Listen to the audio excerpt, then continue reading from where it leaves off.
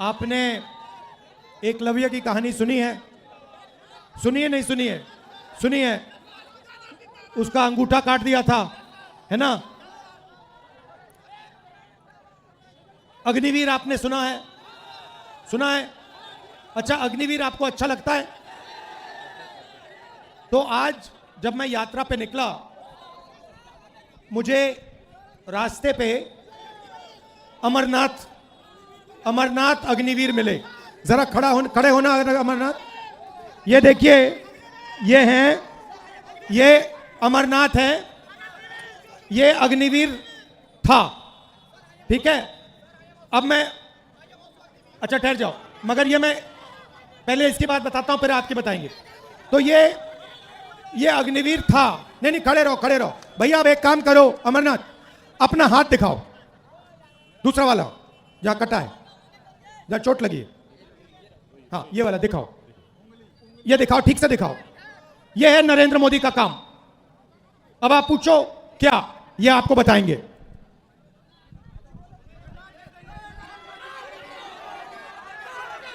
जय हिंद। मेरा नाम अग्निवीर अमरनाथ जायसवाल है।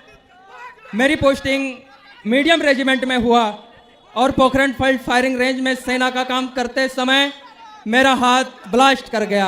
अगर फोर्स मेरी तरफ होता तो शायद आज इस दुनिया में मैं नहीं रहता, लेकिन बारूद का प्रेशर मेरी तरफ ना हो के अपोजिट साइड था और मैं सुरक्षित बच गया। पर मेरे हाथ का एक उंगली काटना पड़ा और इस हाथ की सारे नसें कमजोर पड़ चुकी हैं। ये अग्निवीर में जाने के बाद 2 साल सर्विस करने के बाद मुझे वापस घर भेज दिया गया। मैं पूछूं मेरी गलती क्या थी? मेरे लिए भी वही पीतल की गोलियां होती हैं जो परमानेंट सिपाहियों के लिए। आप अपने देश के दुश्मनों से कहना कि वो हमारे लिए बारूद बदल दें, गोलियां बदल दें, क्योंकि आपने सेना बदल दी।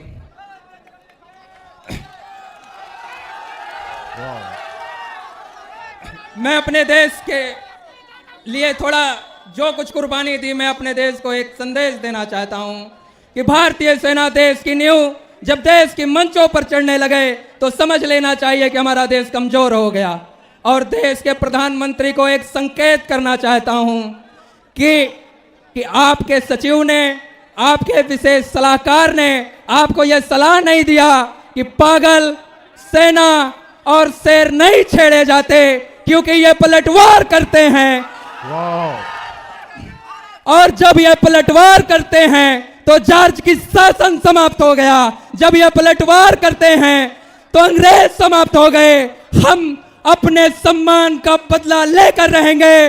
आप नहीं विश्वास होता तो राहुल भैया की रैली का कोई भी वीडियो उठाकर देख ले। ये युवा अपने मन के लिए खड़े हैं, आपको सत्ता से हटाने के लिए खड़े हैं। हम अपनी सेना के लिए खड़े हैं। धन्यवाद भैया। एक आखिरी बात ये भी बता दो, आप हो कहां के? मैं अयोध्या निवासी हूं।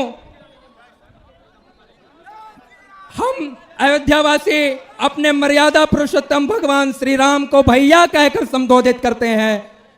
मैं अयोध्यावासियों को एक संदेश देना चाहता हूं कि हमारे भैया भगवान श्री राम अयोध्या में हैं या नहीं, लेकिन वर्तमान समय में एक हमारा भाई, हमारा भैया दिल्ली में है जो हमारी बातों को सुनता है। साथियों, धन्यवाद।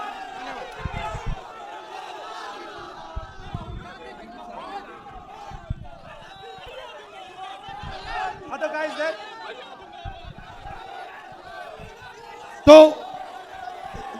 देखिए, जो भी युवाओं के लिए रास्ते थे, सेना का रास्ता, डिफेंस का रास्ता, पब्लिक सेक्टर का रास्ता, एग्जाम का रास्ता, रोजगार का रास्ता, ये सारे के सारे एक के बाद एक बंद कर दिए गए हैं। पहले सेना में हमारे लाखों युवा जाते थे, देश की रक्षा करते थे, उन्हें पेंशन मिलती थी, उनकी रक्षा होती थी, उनको प्रोटेक्शन मिलता था।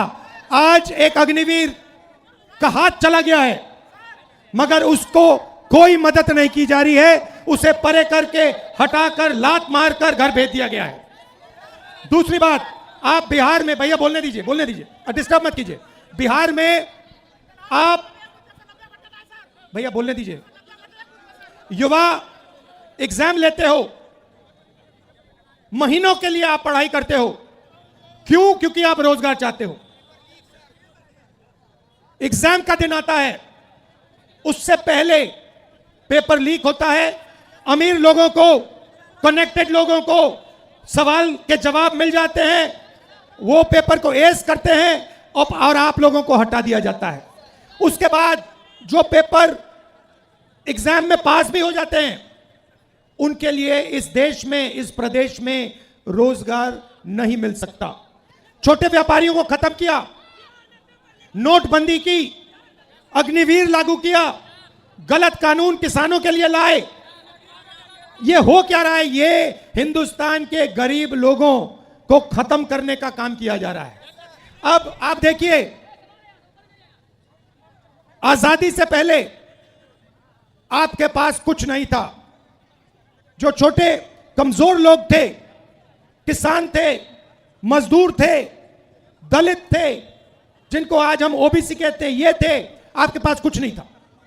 दलितों को कहा जाता था कि तुम्हें हम छुएंगे नहीं, अनटचेबिलिटी।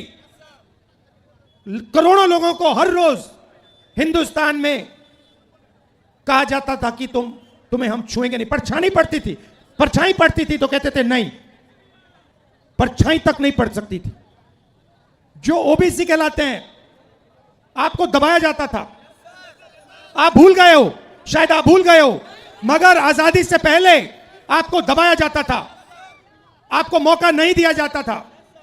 आजादी के बाद, कॉन्स्टिट्यूशन दो मुझे भाई, अलंकार, संविधान दो।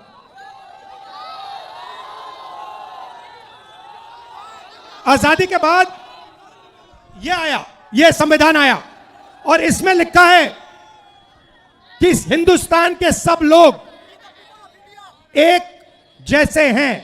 कोई बड़ा नहीं है, कोई छोटा नहीं है, सारे के सारे लोग एक जैसे हैं। और हर व्यक्ति को, किसी भी जात का हो, किसी भी धर्म का हो, हर व्यक्ति को यह कॉन्स्टिट्यूशन, यह संविधान एक वोट देता है।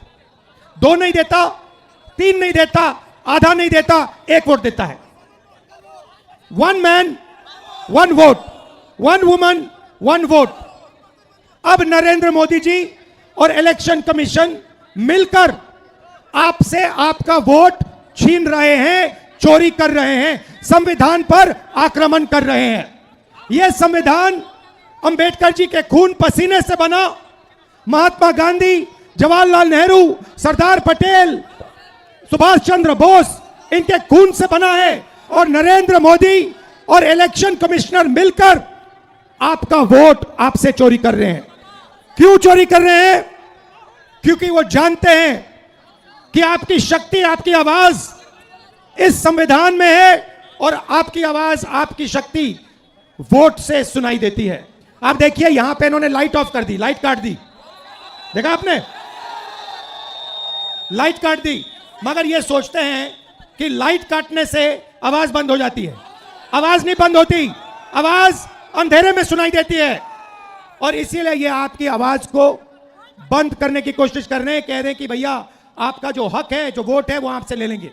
महाराष्ट्र में चोरी किया, हरियाणा में चोरी किया, कर्नाटक में चोरी किया, अब बिहार आए हैं, और बिहार में इस यात्रा ने इनको मैसेज दिया है, भागलपुर ने, गया ने, पटना देगा कि बिहार में 1 वोट चोरी नहीं होने देंगे।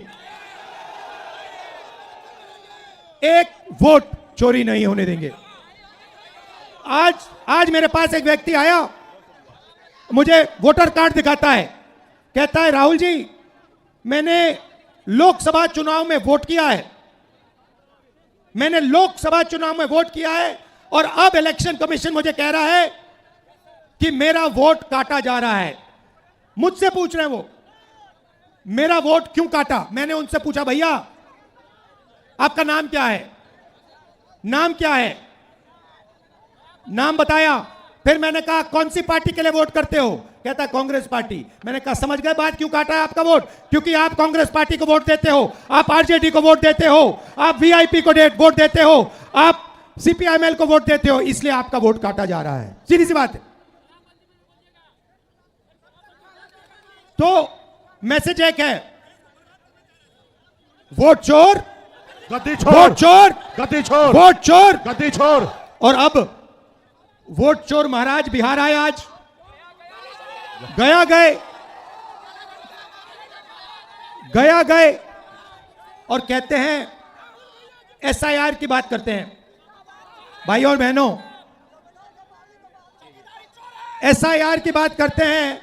और मैंने जो मुद्दा उठाया, जो माधेपुरा कर्नाटक की एक विधानसभा में 1 लाख फर्जी वोट निकले,